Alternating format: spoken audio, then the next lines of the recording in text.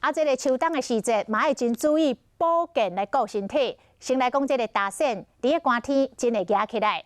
最近这个患者增加2成，啊，这个大癣会来合并着大癣性的关节炎、心血管疾病，甚至是代谢症候群。若是严重者，甚至会无命。医生讲，这个大癣都要食药来控制。 啊，食是嘛要食较正咧。另外，这个天气反冷，嘛要保持着室内的通风，较袂安尼洗身躯、食火锅的时阵造成着雅素中毒。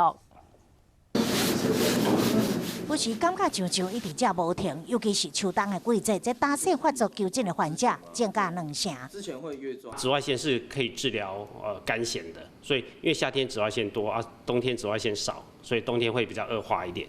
大癣是全身慢性免疫系统的疾病，可能合并大癣性关节炎、心血管疾病，甚至是代谢症候群，严重有可能会无命。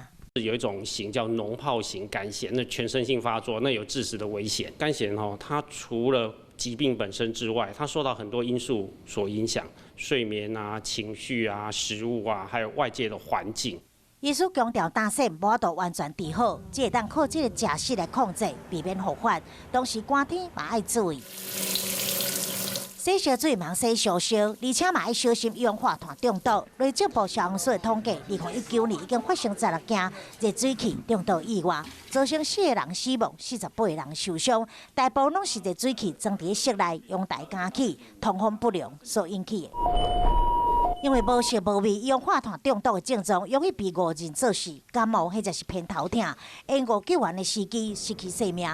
专家提醒使用燃气热水器，除了保持环境通风，要注意平时的检修，无爽快要赶紧拍开窗啊，才搁较医救救助，提高警觉，避免危险的代志发生。